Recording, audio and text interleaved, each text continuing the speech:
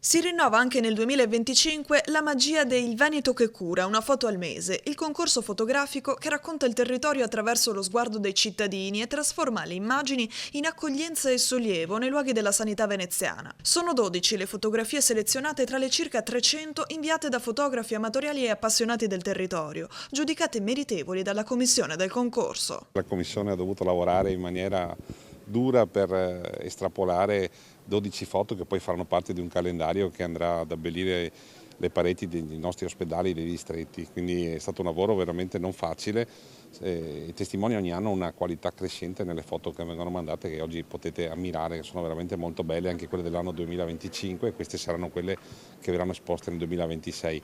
Quest'anno, essendo il quinto anno, abbiamo anche in mente di raccogliere tutte queste foto in un libricino, una raccolta proprio per rendere merito a tutti quelli che hanno voluto lavorare e mandare le loro fotografie. Questo è un concorso in cui non si vince niente se non il piacere e l'onore di vedere appunto le proprie foto abbellire i nostri luoghi di cura, ed è una cosa molto apprezzata. Molte persone che entrano nei nostri ospedali si fermano, le ammirano, quindi è un modo per far conoscere il nostro Veneto e anche poi per migliorare, come dire, la bellezza dei nostri luoghi. Gli scatti vincitori saranno esposti uno al mese, stampati in grande formato agli ingressi di tutti gli ospedali e delle sedi dell'ULSS 3, per poi arricchire gli spazi dell'attesa e dell'accoglienza delle strutture sanitarie.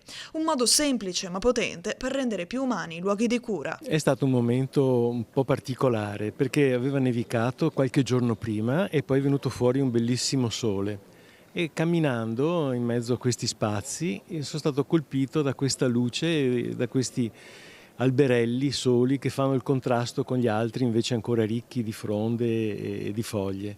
Mi hanno fatto tenerezza e quindi ho colto l'attimo, anche perché penso che la fotografia, come molte forme di comunicazione, serva per trasmettere informazioni ma anche emozioni.